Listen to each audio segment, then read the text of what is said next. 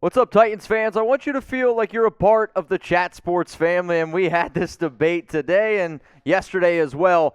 What kind of phone do you have? Are you team Android type A? Please don't type A because that means you're a cop. Or if you're team iPhone type I, me, Jack, we're team iPhone. So please let me know what kind of phone you have.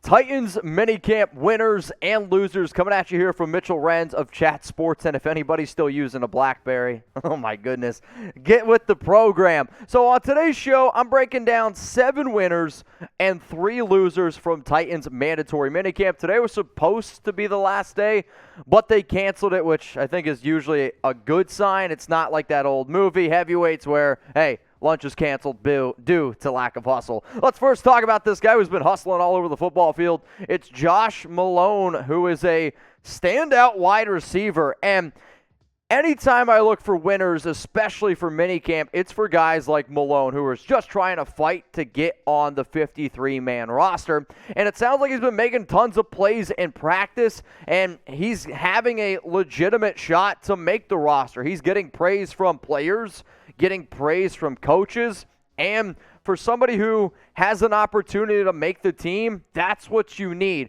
In terms of going all the way back to some stats, I had to dig a little bit because in 2016 he had 50 catches, 972 yards, 11 touchdowns for the Tennessee Volunteers, 19.4 yards per catch.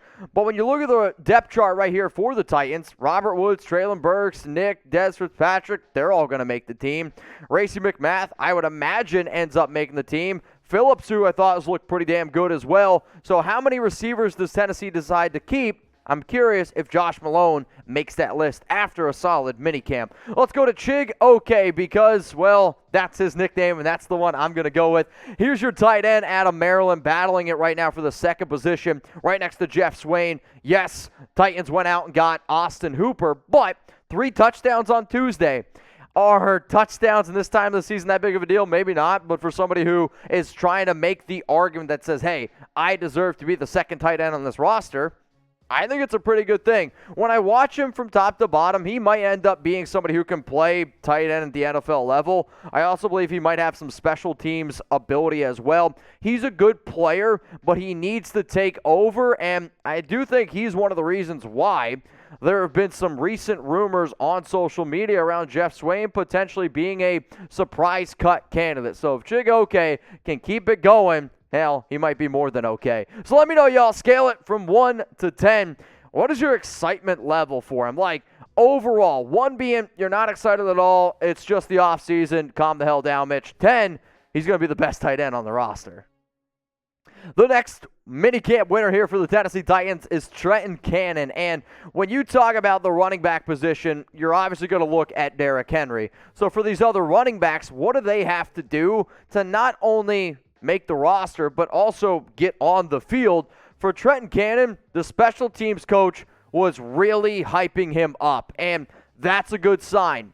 He might not ever see the field as a running back, but if he can make the team as a special teams dude, it's important, especially as a gunner and as a return guy. What does a gunner need to do? Pin his ears back. As soon as that ball goes down the field, you're trying to get down there and just take somebody's head off. And I like that out of the running back position. We're going to stick here at the RB spot. Hassan Haskins. And when I look for minicamp winners, and I'll soon get into minicamp losers, I look for reports. Some reports come out, some don't, and then you can dissect those. I was a big fan of Haskins when he was coming out of Michigan. I don't think he's ever going to be a 3-down back, but in today's NFL, you don't need to be, and he's already going to, I think, carve out an interesting role in this Titans backfield because can Derrick Henry catch the football? Yeah. However, he's going to be the guy who runs it between the tackles. If you're in a 3rd down situation, a 2-minute drill, and you're trying to work the football down the field and you need somebody who can also be a reliable pass blocker, that's where Hassan Reddick comes in. Good hands, can be a 3rd down guy. So name a Titans minicamp winner. I still have a few more to get into, but if there's a name that you're like, dude, you are absolutely forgetting this name, I'll tell Jack, we'll collaborate, and then we'll try to do better in the future because I have a feeling a lot of y'all are going to end up bringing this name up here. It's Roger McCreary. when he was drafted out of Auburn, there were some scouts out there that there was positive reports and there was negative reports. When I look at the Titans defense last season, they had a lot of injuries at corner, and I like Roger because he's physical and he matches what I believe Mike Vrabel looks for in a defensive player. Physicality, a lot of energy, and loves football. And already he is making his name known throughout practice because of his fantastic coverage skills, which actually, I thought one of his biggest weakness points was his ability to cover. So if he's giving that show where he's like, hey, I can handle these guys at the NFL level, I know he's going to be able to stop the run. I know he's going to be able to tackle. And in his career at Auburn, a 45.3% completion percentage against them. Very good. And this is 2021. 442 yards, 14 PBUs, 2 interceptions, and a quarterback rating of 57.8. Let's go to another running back here. Man, lots and lots of running backs here for the Titans in terms of winners.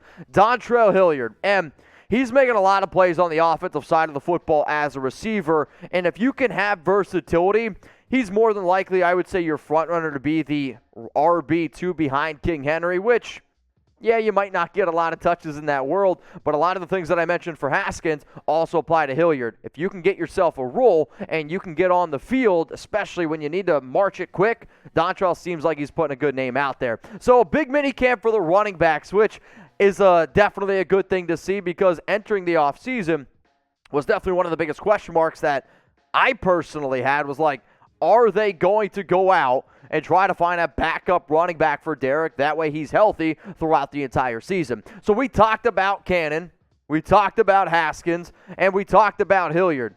I want you to pick a running back. Which running back do you think is going to be that RB2 behind King Henry at the end of the season? If it's going to be Trenton Cannon type TC, Hassan Haskins H8, Dontrell Hilliard DH.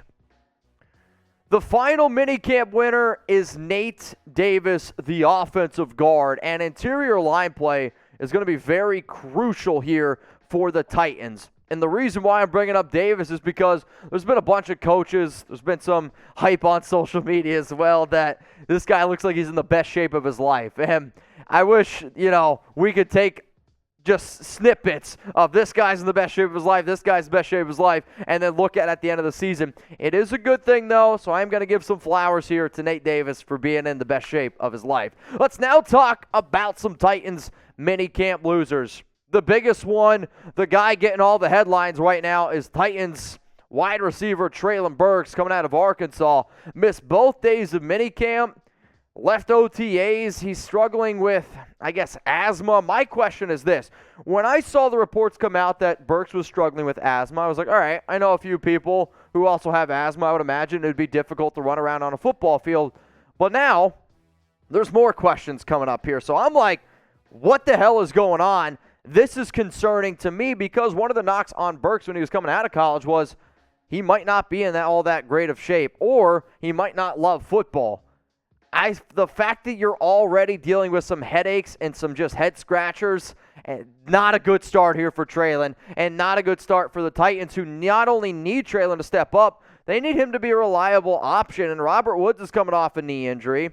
And if you're telling me you got Robert Woods, Treylon Burks, you don't know if you can rely on Burks, who is going to be that next guy that steps up? Yes, there's potential here, but there's still a lot of question marks. So Treylon, let's get it together, man. If you guys are looking for rookies Titans jerseys, we got 2 available. We got Malik Willis's jersey, which you can get at chatsports.com/Titans jersey. If you want a Treylon Burks jersey, who knows, maybe you're an Arkansas fan and you're also a Titans fan, chatsports.com/Titans jerseys. That link is going to be available for y'all in the comments and in the description of today's video. They're high quality, they're Nike, and I promise you're going to like them. Let's go to the next mini camp loser. And one of the things that I look at for losers is if you're in a competition, okay, and it's a coin flip of who's going to be the starter, Caleb Shudak, sorry, you're not practicing and you're in a roster battle position. You might not have a chance to even be on this team, so you need to be out there, you need to be practicing. I'm not saying put yourself in an injury, but when I think about winners and losers in a battle, kickers are people too, you can't win the job if you're hurt, and it's really as simple as that, unless your competition is that poor. Can't win the job unless you're out there participating. For that, he's a loser. Let's go to the final mini camp loser here for the Titans, Aaron Brewer. And Again, when you have winners at the offensive line position, then you're going to have losers as well. Still limited in terms of being able to go out there and practice, which has definitely put him behind the 8 ball in the left guard competition. The overall, who could get the starting, like when Sudfeld left, I was like, oh man, you could see some people have a chance here to get an opportunity to go out there and play. So you got Aaron Brewer at left guard, who I actually thought was going to be potentially the starter. Nate Davis is in the best shape of his life. Ben Jones is going to be your center.